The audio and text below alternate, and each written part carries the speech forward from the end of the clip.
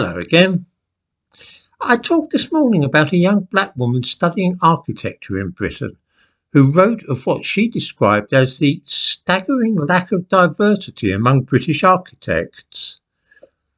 Actually, there's no shortage of architects in this country of Indian, Chinese and Jewish ancestry. What she really meant was that not many architects are black. It is a similar picture in many professions in this country. How often does one encounter a black vet, a black solicitor, a black surgeon or psychiatrist? Can it be that these professions all keep a tight hold on their qualifications for entry in such a way that disadvantages black people hoping to get in?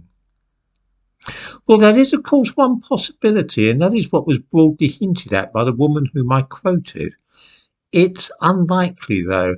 The newly elected president of the Royal Institute of British Architects is Muyiwa, who is actually black. He was elected by secret ballot among British architects, which doesn't suggest all that much racism in the profession.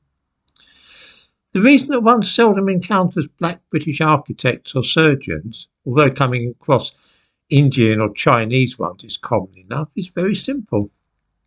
It begins with A-levels. Entry to medical school or to study for a degree in architecture is very competitive, and only the most academically gifted students are likely to gain a place on a course. In short, they need very good A-levels. Very, very good A-levels. I've given the description to this video a summary of A-level results by ethnicity. 11% of students of Caribbean heritage got 3 A-levels at grade A, compared with over a quarter of white students. 33% of Indian pupils got 3 A's at A-level, and 42.2% of students of Chinese heritage. That means that the Chinese students were 4 times as likely to get the best grades than Caribbeans were, and that white students are more than twice as likely. What do viewers think the implications are when it comes to getting on very competitive courses to study to become architects? That's right, a lot of white, Chinese and Indian will manage it, but not many Caribbeans and very few black students overall. Then too, there is the fact that a degree in this subject takes 5 years instead of the usual 3. Since there's not very much in the way of a black middle class in Britain, and most black families are working class and often in lower income brackets, this makes a 5-year course of study much less attractive.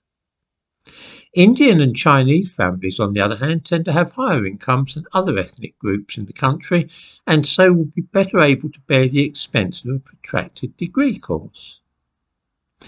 It has taken 2 or 3 minutes to explain adequately why one seldom encounters a black architect, but many people would prefer to fall back on lazy ideas about systemic racism. As long as black people themselves buy into this nonsense, there is no hope of any progress being made. It is only when people face problems squarely with their eyes open that they are able to tackle them and find a way forward. At the moment, there seems to be no appetite among either black people in general or white folk either for talking about the kind of things which are really holding back black students. Until this is done, the situation will remain the same, and young black people will continue to brood under a sense of perceived injustice, believing that they are in some way being robbed or cheated of their chances at success in a racist society. This is not healthy for either the black minority nor for society as a whole.